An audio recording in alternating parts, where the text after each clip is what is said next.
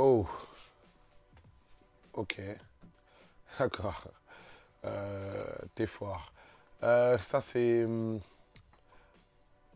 Sachons dire non. Ça fait très longtemps que j'ai pas vu cette cover-là. C'est Sachons dire non. Ce n'est rien de moins que la toute première fois de ma vie que j'enregistre en studio et que ceux que j'ai eu l'occasion de chanter en studio sortent dans les bacs. C'était le crew du Ménage à Trois auquel appartenait Philo. Philo qui est toujours mon associé et producteur jusqu'aujourd'hui. Et Monsieur R qui était à l'initiative de cette compile contre le Front National à l'époque. Il luttait déjà contre le Front National, la montée du FN à l'époque. Et c'est la première fois que je pose en studio. C'est grave émouvant de revoir ça. J'ai une énorme reconnaissance envers les mecs du Ménage à Trois qui ont fait cette compile-là. Et je me rappelle, j'ai un souvenir par rapport à cette compile, c'est que j'attendais qu'ils sortent dans les bacs et je suis allé dans les magasins et j'ai mis le casque sur mes oreilles parce que d'habitude j'allais dans les FNAC pour écouter les disques des autres parce que je suis un fan de rap français. Et là, c'est la première fois de ma vie que j'écoutais moi. Je me suis dit, moi, je suis de l'autre côté du casque. Ça faisait un peu bizarre, tu vois. C'est comme être figurant dans un clip parce que je fais une apparition très très brève, hein, mais c'est comme être figurant dans un clip et aller au cinéma pour se voir, donc se sentir dans la salle et se voir de l'autre côté. Et c'est le début officiel de mon passage de l'autre côté. Ça, c'est mon papa. J'aime bien cette représentation parce qu'elle respecte bien les codes vestimentaires à la congolaise, avec les accessoires, le brillant, tout est soigné. Euh, Mon papa, on fait pas la même musique, mais quand même, moi j'ai toujours dit, j'ai une espèce de... On fait pas la même musique, j'ai pas grandi avec lui, mais j'ai une espèce de reconnaissance par rebond génétique, sans doute qui m'a inspiré des choses. C'est sûr même.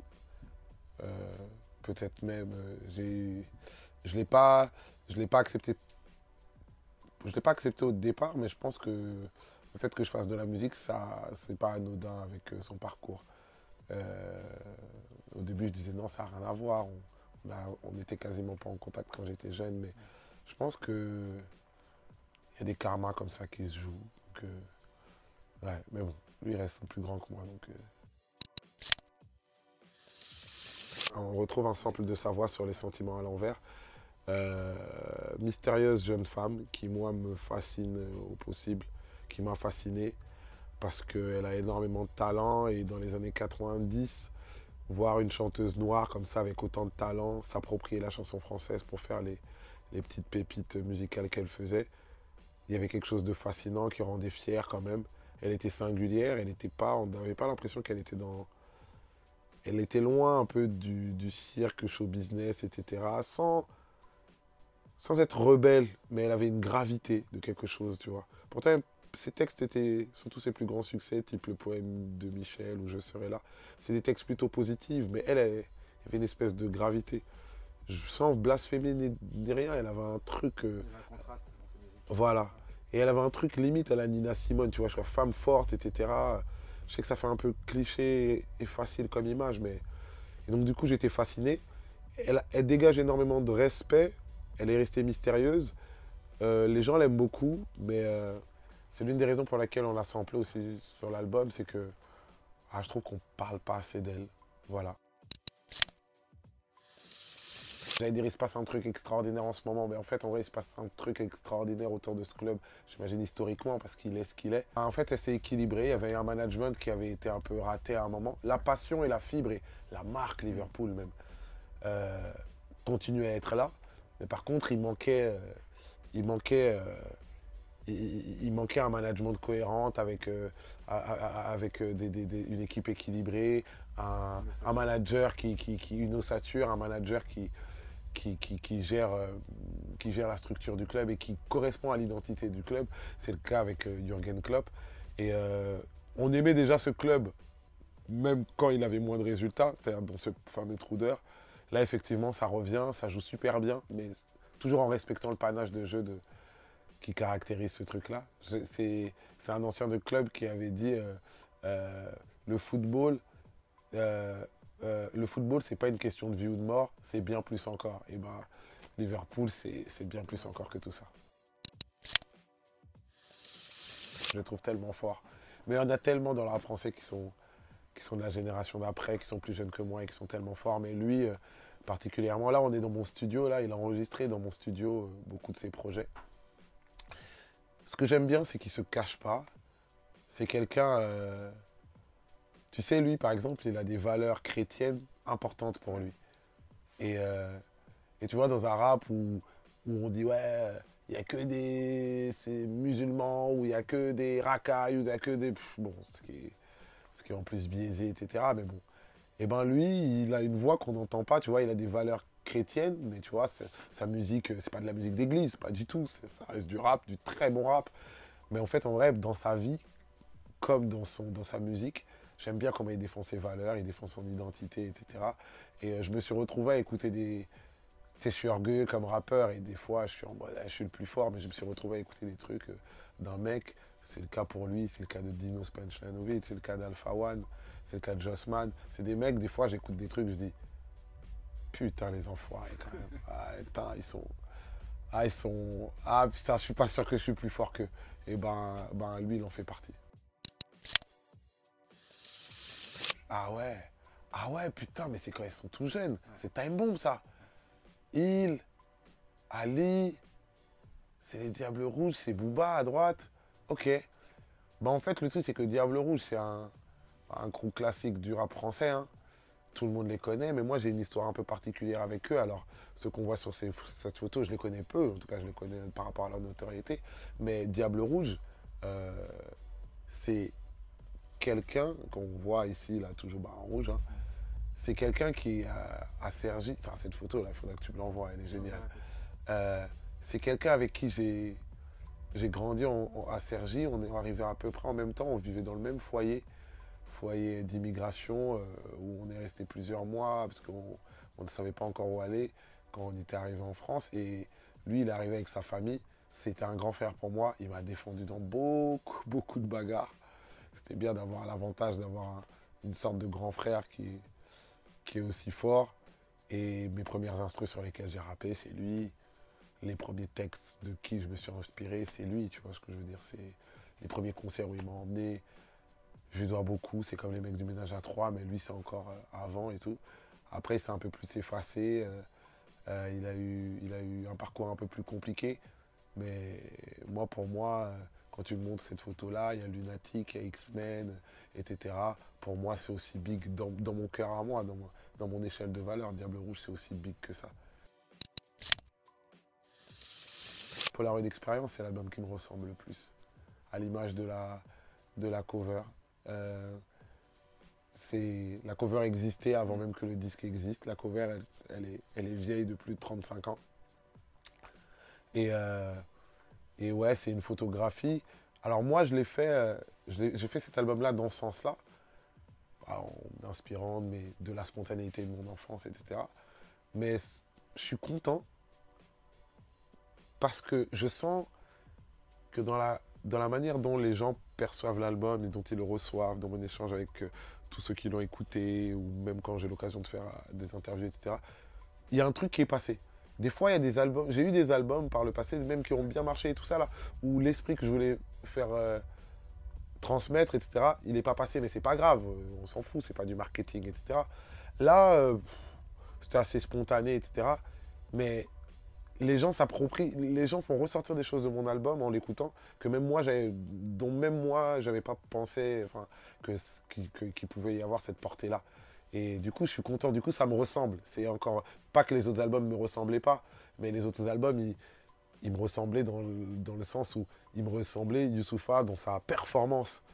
Là, c'est même plus dans ma performance. C'est dans ma sincérité, c'est dans mon authenticité. Voilà.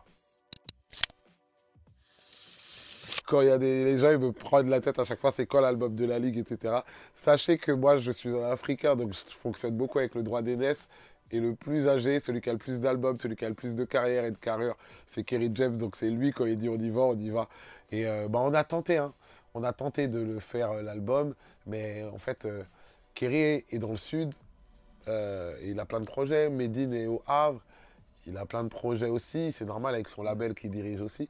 Et moi, j'ai Boma Musique et je suis à Abidjan. Donc, on galère sur l'emploi du temps et on n'a pas envie de faire un album où on s'envoie les couplets, on a besoin d'être ensemble, etc. J'aime beaucoup les boys. Quand on est ensemble, je ne vais pas mentir, je me sens important.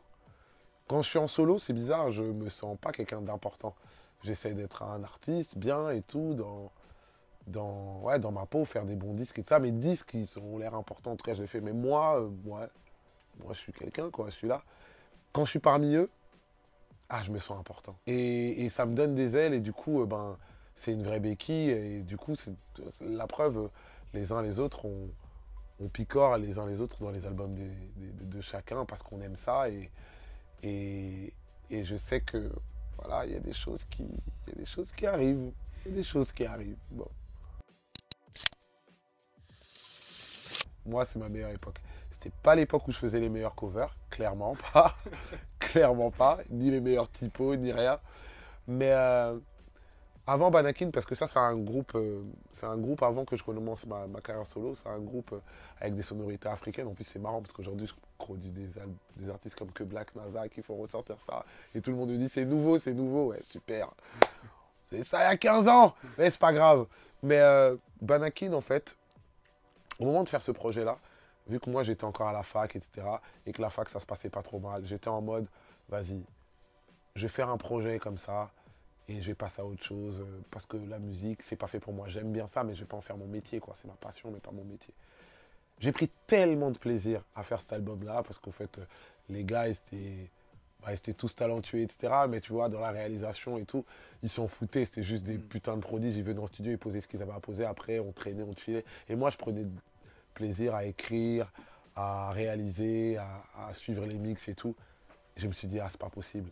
Je peux pas. Ma vie, c'est ça que je veux faire dans ma vie, c'est pas possible. Et je me rappelle, après ce projet-là, j'ai dit, ah, mais Philo, moi, je suis obligé de continuer. Il m'a dit, t'es sûr et tout. Et voilà. Mais juste que là, c'était un groupe entre guillemets éphémère. J'avais du mal à être en solo. Moi, j'assumais pas d'être en solo. C'est pour ça que j'aime bien, par exemple, quand je suis avec La Ligue, quand je suis avec Boma Music, quand j'étais avec Banakin. J'ai appris à être en solo, mais moi, je suis pas un gars du solo, en vrai. Et du coup, ouais, c'est la meilleure époque de ma vie. C'était tellement insouciant et j'ai pris tellement de plaisir. Aujourd'hui, j'ai plus de responsabilité, donc il y a toujours du plaisir, mais il y a de la responsabilité.